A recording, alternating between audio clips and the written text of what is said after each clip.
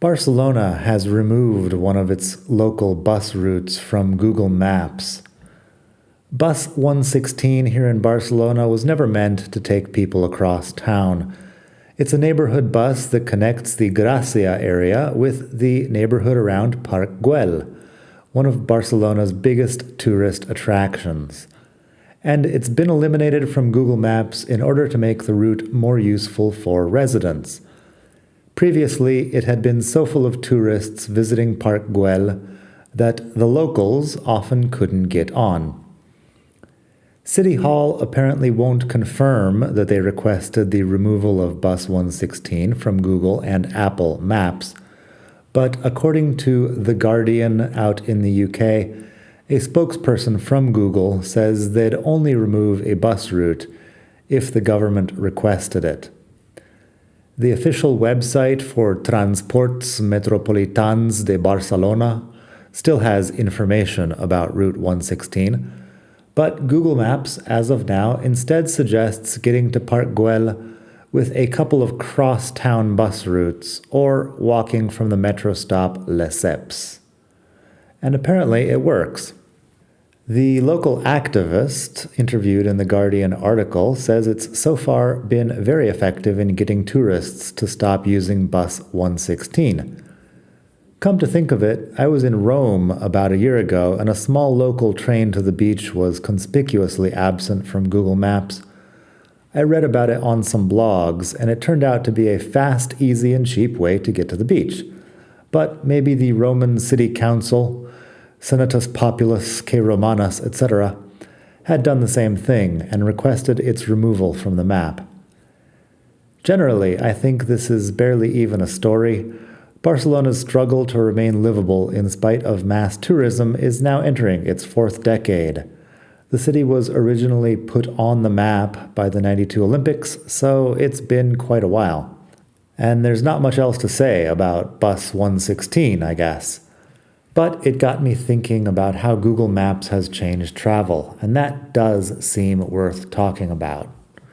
Hey everybody, it's Daniel. Welcome back to Spain to Go, the best podcast in the entire multiverse for all things Spain. I'd like to give a shout out to Nancy, who has financially supported the podcast very generously. Nancy and Glenn, apparently. Nancy says that they appreciate my eye for Spain. They come here once a year, and specifically my comment about steakhouses saved them last time they were in Barcelona. I think what I said about steakhouses is that Argentinians tended to open up reasonably priced steak restaurants in the most random of places, and it's great because if you are in the most random of places, you can often find a good steak for a good price, which is awesome. Thank you, in any case, Nancy and Glenn, for listening and for your generous contribution. You can also contribute. If you go to expatmadrid.com/donate, there's a page where you can donate some money and also send me a message about what you would like to hear about on future episodes of the podcast. This is episode 71, and it's about Google Maps and the changing of travel because of all of these smartphone apps that we use. I vaguely remember traveling before everyone had smartphones. It was different.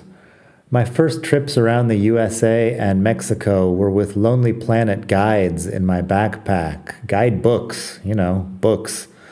I'd look at the maps, read descriptions, and pick destinations based on the guide. I would go to hostels and restaurants based on what was in the guide also. $2 signs meant it was cheap, $3 signs meant it was more expensive. A short blurb and the price was all I had to go by. Later, here in Spain, I also did a bit of traveling before Google Maps. You'd make a hotel reservation through some primitive website, take a train to an unfamiliar city, walk outside the train station, and ask a total stranger for directions. Weird. I even remember the days when if you wanted to take your crush off to Oporto, for example, in Portugal for the weekend, you had to call a bus station and ask for schedules. Not too user-friendly if your level of Spanish wasn't amazing, and mine wasn't. The trip with my crush to Porto was, not fruitful, let us say. Anyway, it was a less than perfect system, but we didn't know. We were just doing things the way they'd always be done. Now, everything is easier. You don't need to spend any time being lost in a new city. Just hop on Google Maps and it'll tell you how far it is to your hotel. Of course, you've booked the hotel with Booking.com after first reading some reviews and comparing it to every other place in town. Dropping your bags off, you realize it's time for lunch, so you get back on Google Maps and look for places nearby. There's much less exploring or guesswork when you do it this way. Search for Thai food, find something rated 4.7 stars, get directions for the 7-minute walk, and you're good to go. What did people who wanted Thai food even do before this? Walk around and hope? Consult the yellow pages and then a map of the city? I remember what I probably would have done. Wander around hungry, looking in the doors of various restaurants as I walked by, wait until something appeals to me. Very hit or miss. Is everybody traveling with the help of a lot of apps these days? I'm not really sure. I'm completely dependent on them. My wife Morena is even more extreme. She spends lots of time looking at restaurants before we've even reached the city, so she knows where she wants to go in advance. She's also looked at pictures of food, so she knows what she wants to order. Some people use TripAdvisor or presumably Yelp or something to find out which restaurants and sites are worth visiting. I tend to use Google Maps just because I'm already on it for transport and walking routes, and Google will just tell me about other places along the way.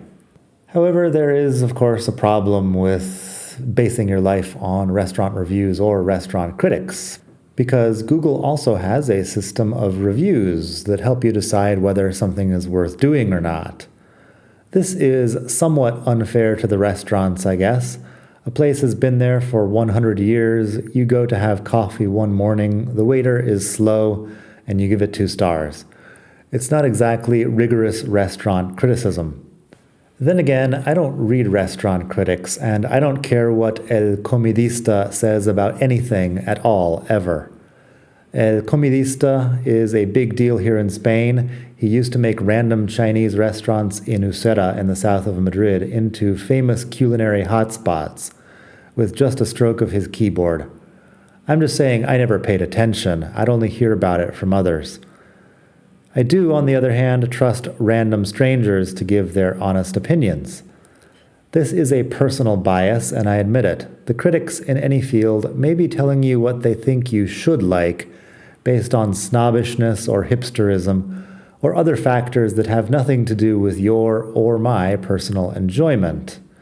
I first discovered this back when I was a teenager with music criticism. I would read Spin magazine, I would read the rave reviews of some band. I would go out and spend $16 on an album, and I would come home and find that I didn't like the music at all. I suspect that music critics have different criteria than your average horny broke teenager for what is good music. And with restaurants, it's the same. So, I don't trust restaurant critics. Google Maps, on the other hand, has some guy named Ramon who says that the croquetas were soggy and the service was subpar, and I tend to believe Ramon. Having said that, it's all wildly subjective. There's a bar here in Barcelona that has a 1-star review from me just because the waiter pissed me off. I was studying for the Spanish nationality test, so I'd bought a copy of the Constitution. The Spanish Constitution of 1978 is long enough to be printed as a small paperback book.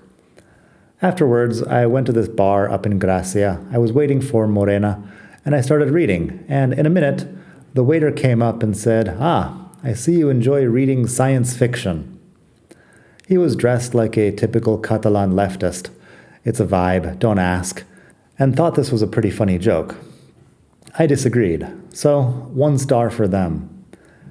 In all honesty, I knew I was on risky ground. I had half expected to be mocked or insulted by the bookseller for asking if she had copies of the Spanish Constitution here in Catalonia, but the bookseller was fine. She took my $7 and moved on with her life. In any case, I was aware that I was flirting with controversy by appearing in public with such an obvious symbol of Spanishness. On the other hand, after 20 years living in Spain, getting Spanish nationality is a big step up in my life, and being judged by Catalan independence types does not bring me joy. All this to say, Google reviews are subject to all the regular human foibles, and that's okay.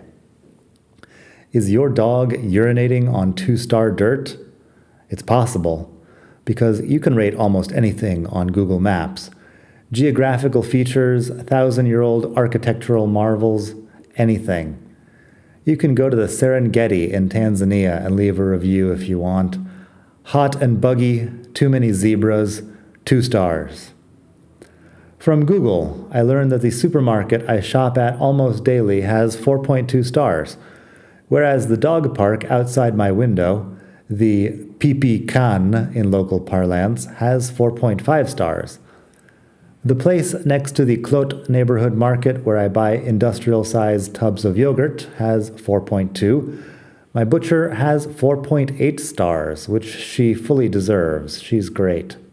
The parking area for motorcycles around the corner has 5 stars, but it's only one review, unfortunately. You can see where I'm going with this. If everything is up for criticism and everyone empowered to be a critic, who knows what could happen? There are plenty of stories about people walking into restaurants and demanding free stuff in exchange for not leaving a bad review. I've even seen reports of scammers putting up fake negative reviews, then demanding money to take them down. But back to how Google Maps has changed travel. I suppose travel used to be more adventurous a few decades ago. You showed up somewhere with little idea of what you were going to get, and you had to improvise. It also used to be much less mainstream. My trips across the US by Greyhound bus were considered pretty eccentric back in the early 2000s. And going to Mexico just for the hell of it? I mean, everyone knew Mexico was down there, but you weren't actually supposed to go there. Since then, the internet has made it a lot easier to plan in advance, get opinions from previous travelers, look at pictures, watch videos, listen to podcasts even, about people going about their lives in faraway places. And all of this has made travel quite a bit less scary for your average person. On the other hand, cities and whole countries now have to deal with the consequences of mass tourism. I don't know if this is a good thing or a bad thing. I just know that we're very often wrong as a species about where massive trends are going to take us in the long term. Remember when people thought that Twitter and Facebook were going to create a peaceful global village in which everyone was happily connected via the wonders of social media? It seems stupid in hindsight, but I thought that. I think a lot of people did. So, apps are making travel easier and more people are doing it.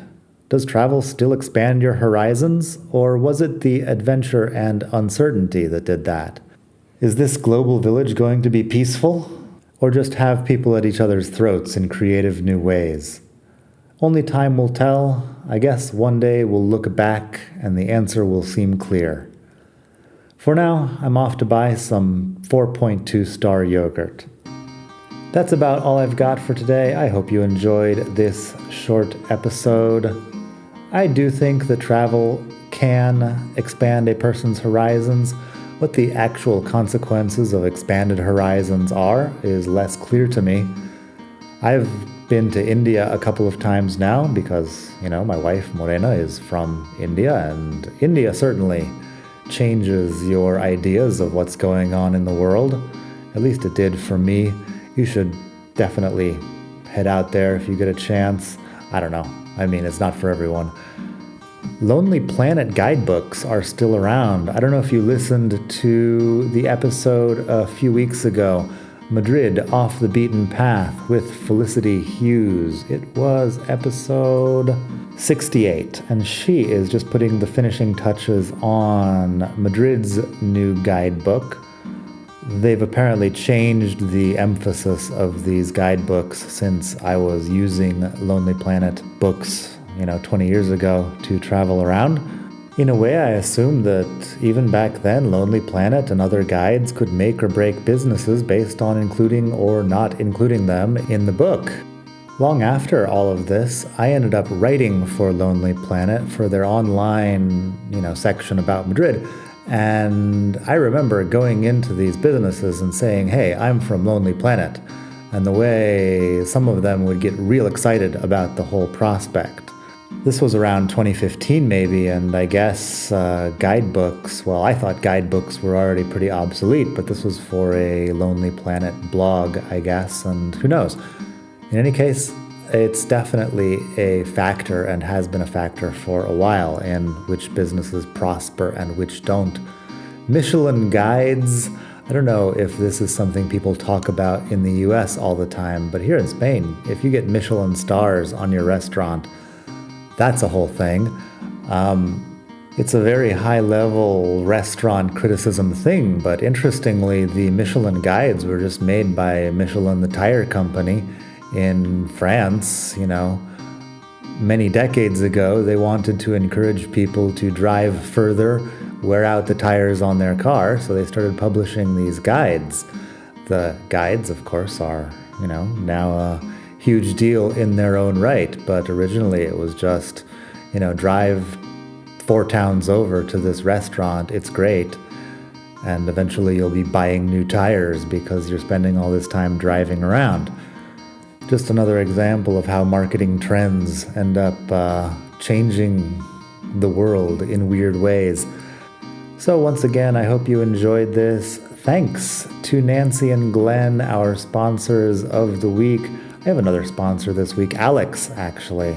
Thank you, Alex, as well, for sponsoring the podcast. I appreciate everyone who is listening and sponsoring.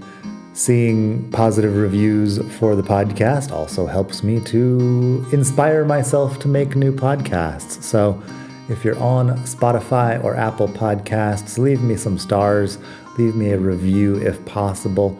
I appreciate it. The blog is expatmadrid.com, and you can go there to donate as well. There's a donate button in the upper right-hand corner. You may be listening to this on YouTube. There are also a bunch of videos I've made about Spanish on YouTube. Same channel, Learn Spanish with Daniel. If you just look for Learn Spanish with Daniel in the YouTube search, you should find me. I'm the ginger guy with the beard who is teaching Spanish verbs, Spanish, pronouns and prepositions and all of that. I try to make it as easy and simple as possible for English speakers to understand without getting super bored, because I remember learning Spanish in a super boring way and I don't want to make anybody go through that. So Learn Spanish with Daniel, that's also free. It's up on YouTube. You could, go to Amazon and buy some of my books. Look for Daniel Welsh, Welsch.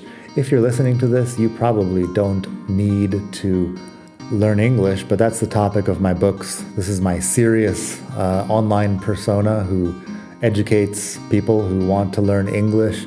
If you love Spain, you may have someone in your life who speaks Spanish and wants to learn more English. So the books are always there. You can check those out. And nothing else for today. I hope you enjoy this upcoming summer of travels with or without Google Maps. And hasta la próxima. Bye.